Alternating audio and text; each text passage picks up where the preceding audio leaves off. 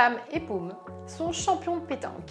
Ils ont fait leurs études ensemble, à Nîmes et veulent s'installer. Par contre, ils tiennent plus que tout à leur amitié et ils ne veulent pas remettre en cause, dans un futur plus ou moins proche, cette belle amitié. Quels conseils peut-on leur donner ?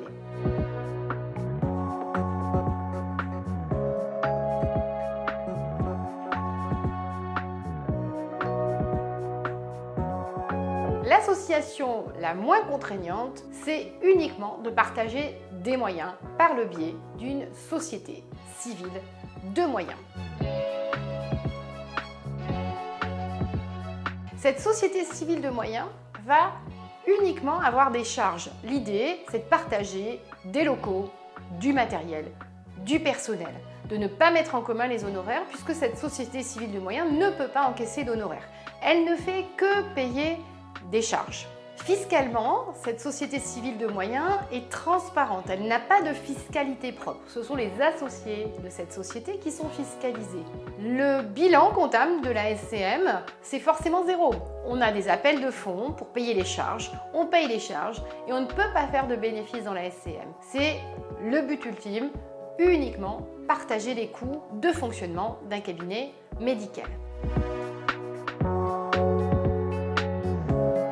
Il y a des éléments très importants auxquels il faut faire attention. Déjà, la qualité de rédaction du contrat de société, qu'on appelle les statuts de la société. Les clauses à regarder sont les clauses d'entrée et de sortie, comment on peut devenir associé, comment on sort de la société, quelles sont les conditions, agrément, pas agrément, les règles de majorité, est-ce que tout le monde doit être d'accord ou est-ce que c'est une majorité des 2/3 ou des 3/4 en fonction du nombre d'associés. Ce sont des choses très importantes.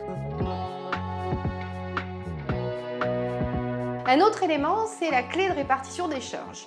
Contrairement à une idée reçue, la clé de répartition des charges peut être faite vraiment sur mesure. On n'est pas obligé d'être sur une clé de répartition égalitaire.